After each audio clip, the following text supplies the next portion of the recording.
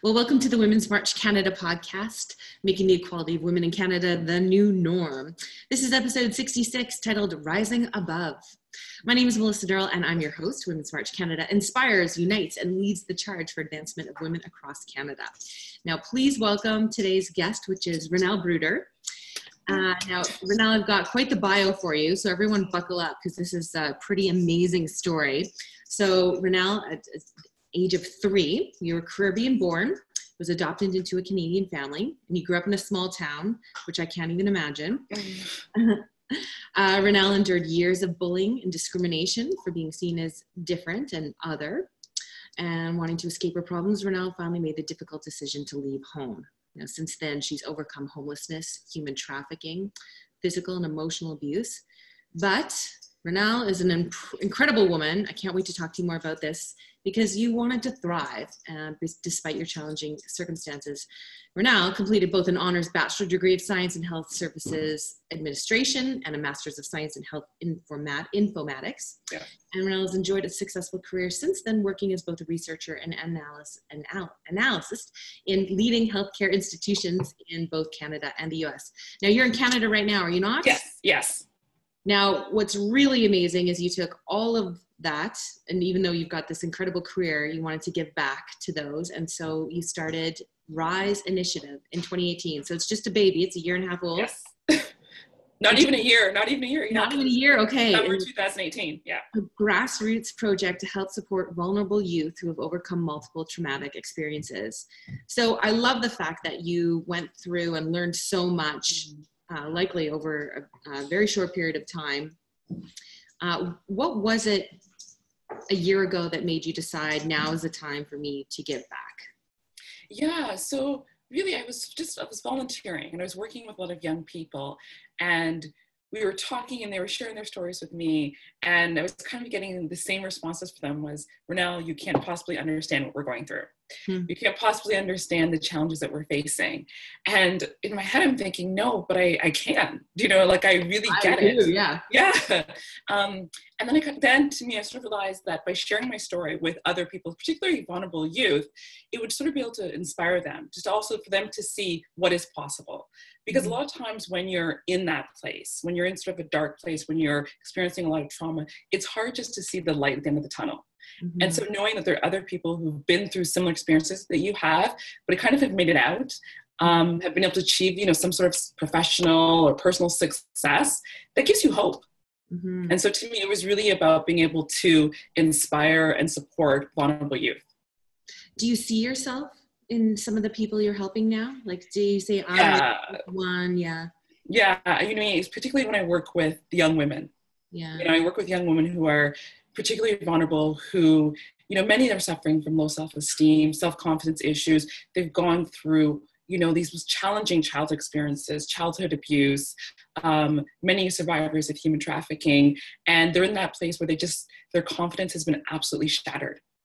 And for them to even see that they have value, that they're worth more, do you know what I mean, is really hard. And so I can kind of see, because I remember that. I remember being in that place where I just didn't feel like I was worth anything.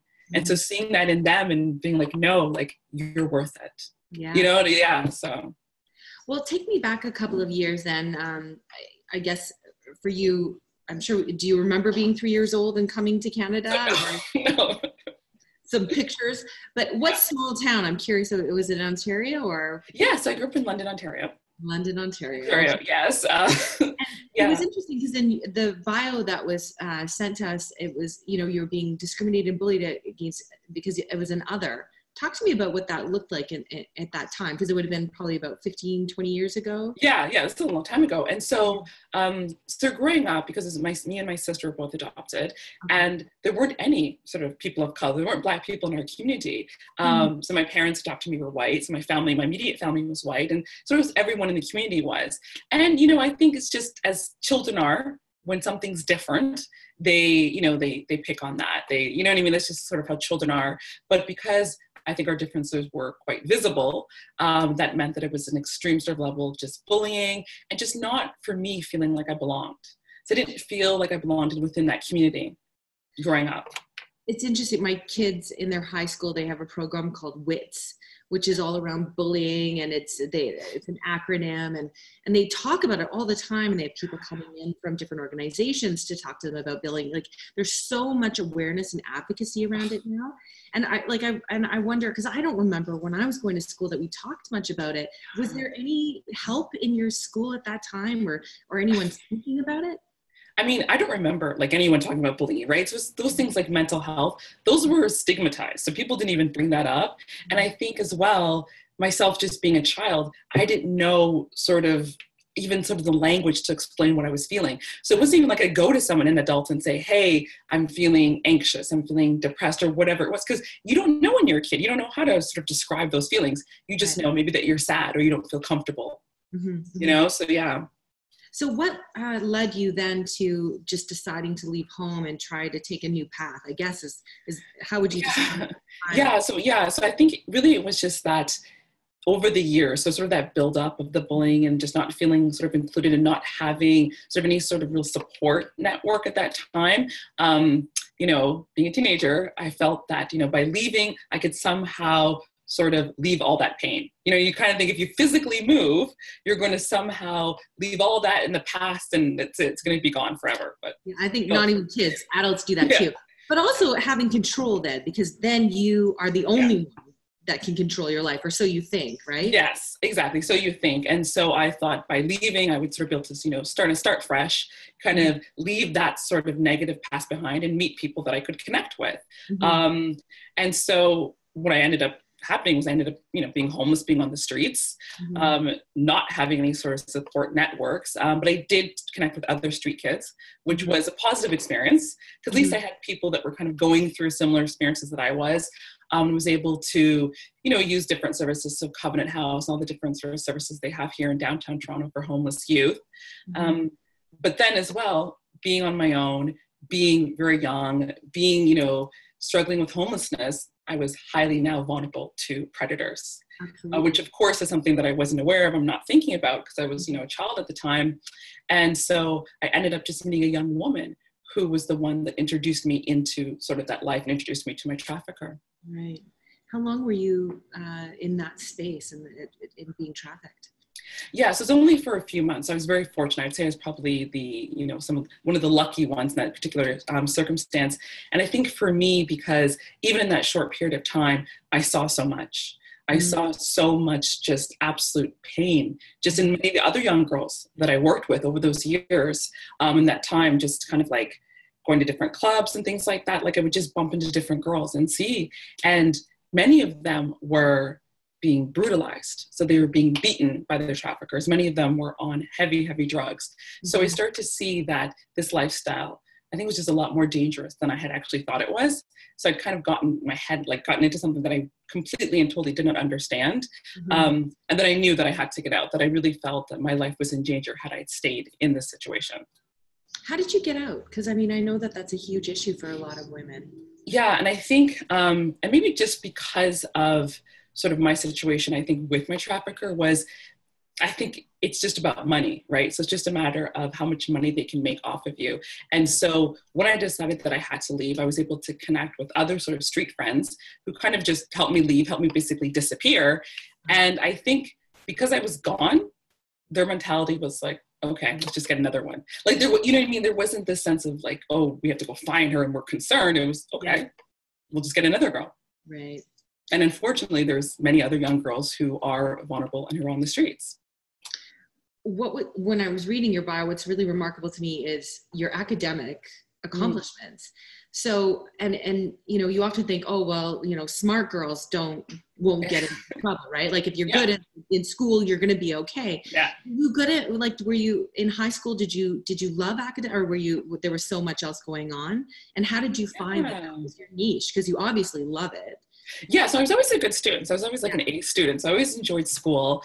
I think just a lot of, you know, the emotional, the other things that were going on was what sort of, you know, kept me from going to school and going to classes towards the end. But I always knew I wanted to go back to school. So that was something that I wanted to do because I dropped out, but I knew I wanted to go back. It just seemed impossible. Just didn't know how to make it possible, right? Because now I had to go back and I had to get my GED. So it was kind of like the first step was to get your GED and then be able to go into college and finally be able to go into university. So it was a long time. It wasn't, you know, a matter of months. This is like years over time. I had a daughter, so I was a single mother. So, you know what I mean? So just even trying to be a mom, take care of a child, work, and then trying to go to school, you know, yeah. It's a lot to accomplish. What helped you through that time?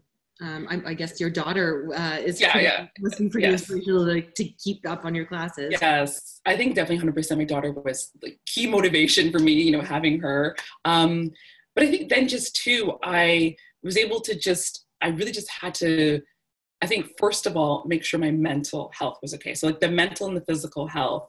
And so I knew that I had to sort of deal with that, you know, deal with kind of a lot of the issues that I was going through, because you can't kind of be successful doing all these other things if internally you're hurting. Yeah. You know what I mean? These things always manifest in your life.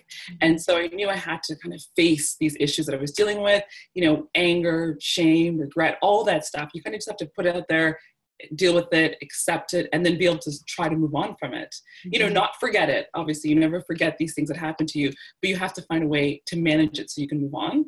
So I think that was sort of the key piece that I made sort of that shift of like, okay, I have to deal with this stuff so I can move on. And then just trying to just be organized.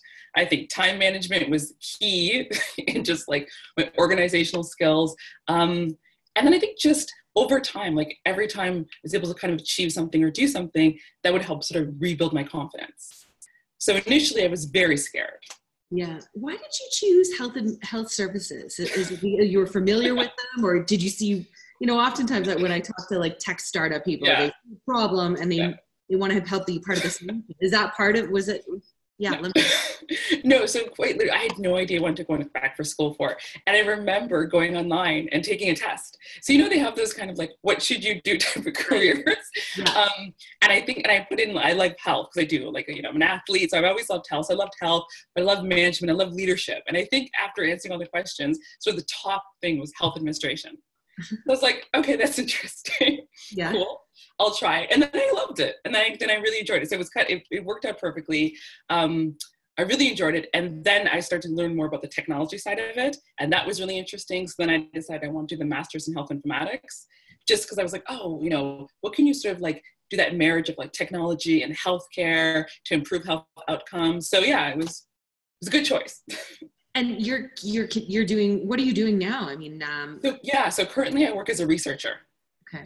So I do research, focusing a lot in population research. So looking at the social determinants of health and looking at early interventions and different type of interventions to like health solutions. Sounds really exciting. I want to shift. No transition here, but I really want to talk about Rise. Yes. So was it always something in the back of your head that you wanted to do? And, you know, you said a little bit like you were doing some volunteer work. So has your whole life kind of always revolved around community building, like since you got out? Have you? Yeah. No, I don't think so, actually, you know, because I think it was so focused on sort of just rebuilding my own life. Right. Do you know what I mean? So that sort of was my focus for many years. So I really wasn't thinking sort of supporting other people. That really actually didn't even occur to me until sort of recently when I had opportunities to volunteer and work with young people. And then I think kind of like you said earlier, I started to see myself in them and sort of remember the person I was when I was much younger, and thinking, oh my God, if I could tell myself, you know, then what I know now, oh my gosh. Yeah. And that's kind of where the idea of Rise came out, was how can I support young people? How can I support these vulnerable young people who are going through a lot of the experiences that I went through, who just with the right supports and the right services can transition their life. Yeah. So what happens then? How does it work? Because I mean, imagine like, like, you know, where do you even begin with something like this? Yeah, so I just me sort of, you know, with my laptop saying, okay, I want to create this. And then just started to sort of engage with the community. So different organizations, and said, so this is my story. This is what I want to do. Sort of like, how can I help? How can I support? Yeah. And so I came together and designed life-based skills curriculum. So just a workshop. And then went in and I just started facilitating a workshop with young people, you know, so kind of mixing in sort of my own personal experiences and the lessons that I learned, but also just, you know, these are soft skills. These are things that are going to be able to help you sort of navigate as you get into the professional world. And yeah, I just got a lot of positive feedback. The young people enjoyed it, obviously, I think. And then it kind of built from there, I guess.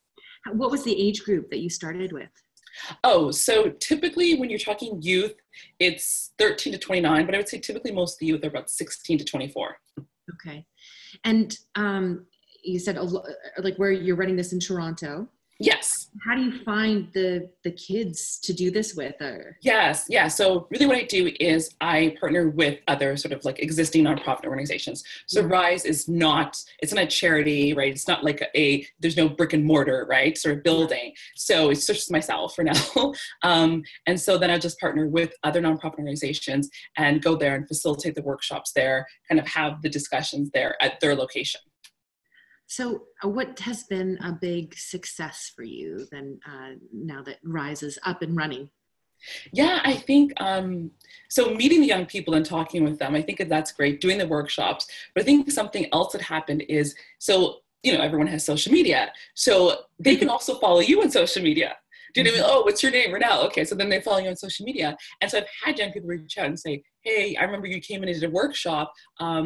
This is great. Like, I love what you're doing. How can I do this? Or do you know what I mean? So they're kind of seeing like, okay, I might have these experiences. I might have this story, but there's so many possibilities that I can do with my life.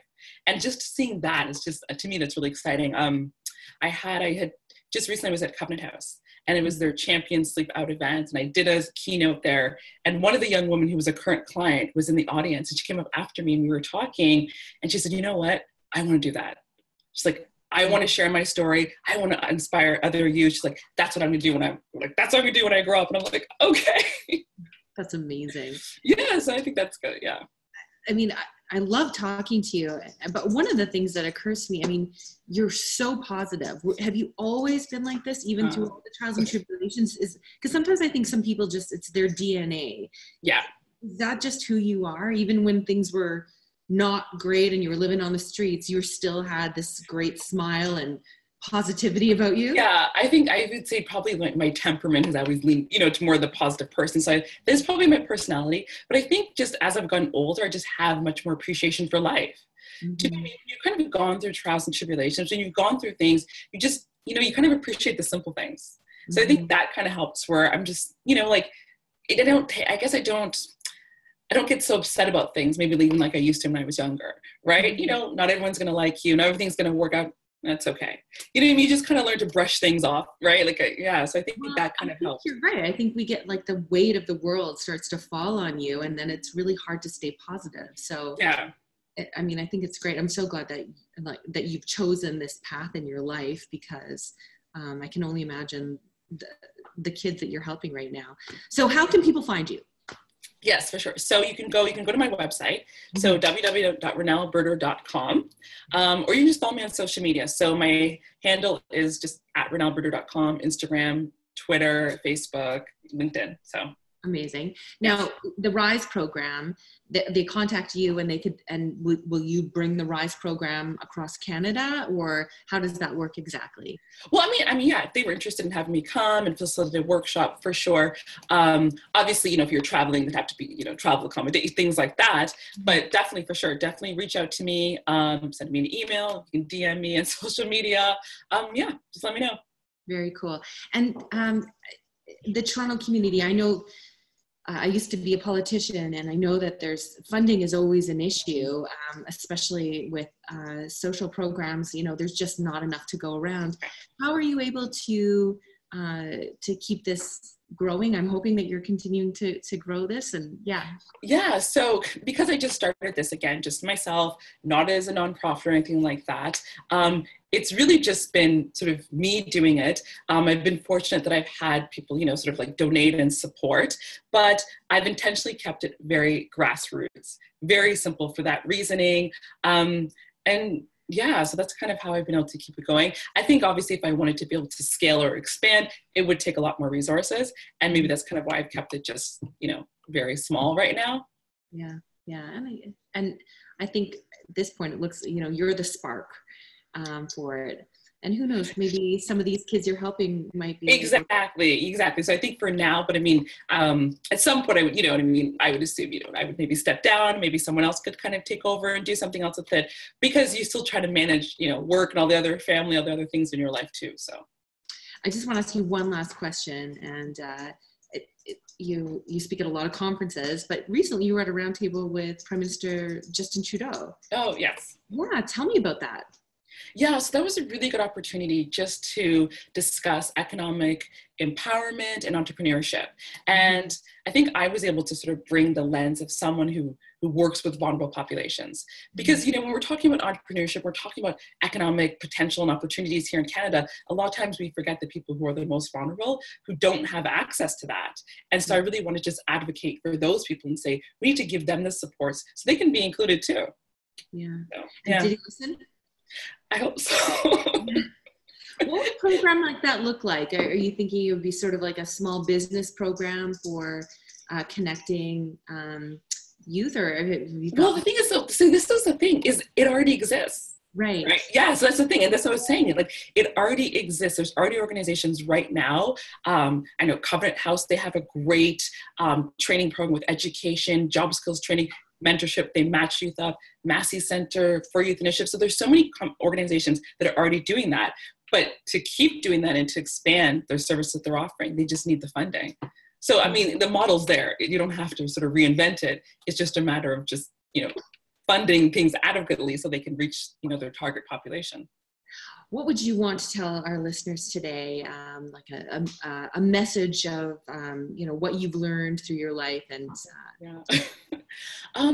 yeah, I would definitely say that, you know, whatever you're going through, whatever trauma or situations, everything like that, I think the key is to just focus on moving forward. You know, it's so easy to get lost in our past, to get trapped in regret, to get trapped in, you know, the what ifs and all those things like that.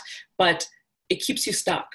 You know, it keeps you stuck, you know, mentally, it keeps you stuck where you're not able to move forward. And I would say, forgive yourself. What, you know what I mean? It sounds simple, but forgiving yourself is probably the most powerful thing you can do to move forward with your life. Mm-hmm. It was a pleasure chatting with you today. And I'm going to get off this and start following you instantly. Yes. And our listeners do too. Yes. Good luck as you continue to grow your program. And yeah, I mean, just I thank you for doing what you do. I think it's so important. Yeah, and thank you for having me on. I appreciate that. My pleasure. And thank you to everyone who tuned in to listen. Your comments are welcomed and encouraged. Please subscribe to our Women's March Canada channel and you'll receive updates every time we upload a podcast, which is usually on Fridays.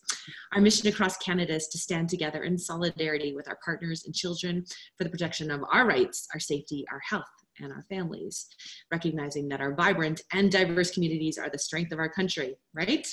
Sure are. This is Women's March Canada podcast. You can find us on Twitter at Women's March CDA and on our website, womensmarchcanada.com. I'm Melissa Durrell, and I'm wishing you a great day. Thank you so much, Rhonelle. That was awesome. Oh, okay.